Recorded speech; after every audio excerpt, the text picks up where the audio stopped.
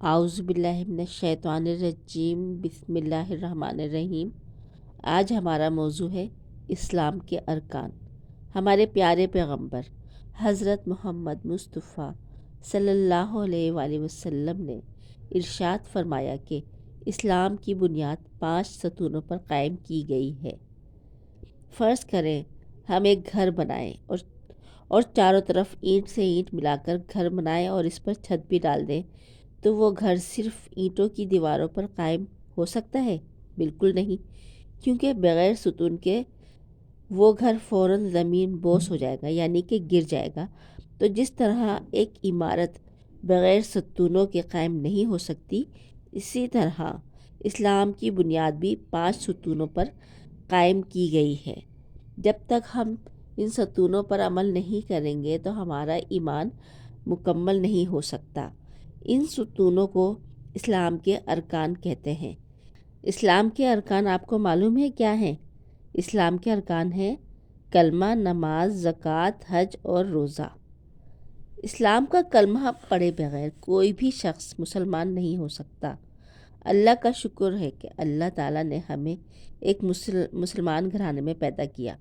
لا الہ الا اللہ محمد رسول اللہ، اللہ تعالیٰ کے سوا کوئی عبادت اور بندگی کے لائق نہیں، اور حضرت محمد مصطفیٰ صلی اللہ علیہ وآلہ وسلم اللہ تعالیٰ کے بندے اور اس کے رسول ہیں۔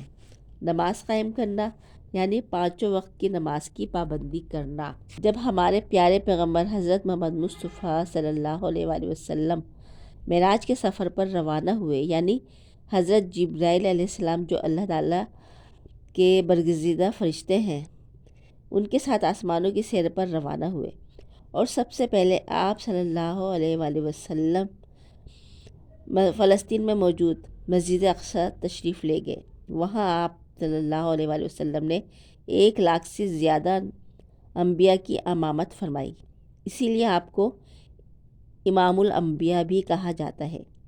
وہاں سے آپ صلی اللہ علیہ وآلہ وسلم آسمانوں کی سیر پر روانہ ہوئے، اور جب آپ صلی اللہ علیہ وآلہ وسلم نے اللہ تعالیٰ سے ملاقات فرمائی تو آپ صلی اللہ علیہ وآلہ وسلم کو اللہ تعالیٰ نے 50 نمازوں کا تحفہ عنایت فرمایا۔ لیکن جب حضرت موسیٰ علیہ السلام سے ملاقات ہوئی تو انہوں نے فرمایا کہ 50 نمازیں بہت ہیں، آپ نمازوں کو کم کروائیں۔ آپ صلی اللہ علیہ وآلہ وسلم واپس اللہ تعالیٰ کے پاس پہنچے تو اللہ تعالیٰ نے 15 نمازیں کم کر دیں۔ اسی طرح حضرت موسیٰ علیہ السلام نے بار بار نمازیں کم کروائیں، یہاں تک کہ 5 نمازیں رہ گئیں۔ تو حضرت موسیٰ علیہ السلام نے ارشاد فرمایا کہ یہ 5 نمازیں بھی بہت ہیں، میری امت کے لوگوں کو تو 2 نمازیں فرض تھیں، وہ 2 نمازیں بھی نہیں پڑھتے تھے۔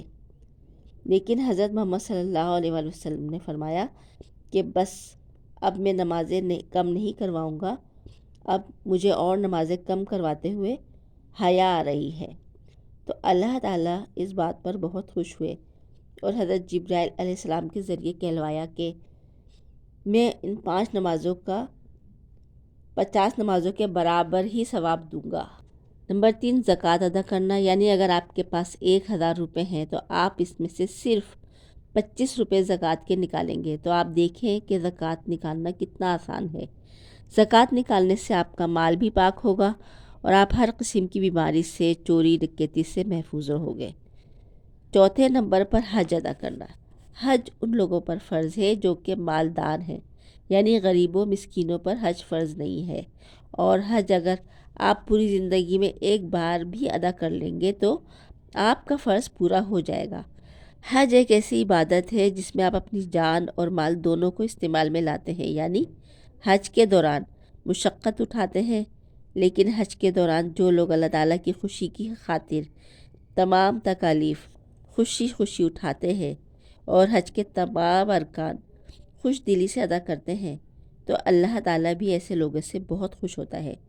5ویں نمبر پر رمضان المبارک کے روزے رکھنا۔ سال میں صرف ایک مہینہ ایسا آتا ہے جس میں کہ ہم تمام مسلمان روزے رکھتے ہیں، کیونکہ تمام انبیاء علیہ السلام اور حضرت محمد مصطفیٰ صلی اللہ علیہ وآلہ وسلم نے بھی روزے رکھے، لہٰذا روزہ رکھنے کا مقصد انبیاء علیہ السلام کی پیروی کرنا ہے، جو کہ ایک بہت بڑا اعزاز ہے۔ روزہ ایک ایسی عبادت ہے جو دکھاوے اور نمائش سے پاک ہے۔ اسی وجہ سے حدیث قدسی میں اللہ تعالیٰ کا ارشاد ہے کہ روزہ میرے لیے ہے اور میں ہی اس کی جزا دوں گا۔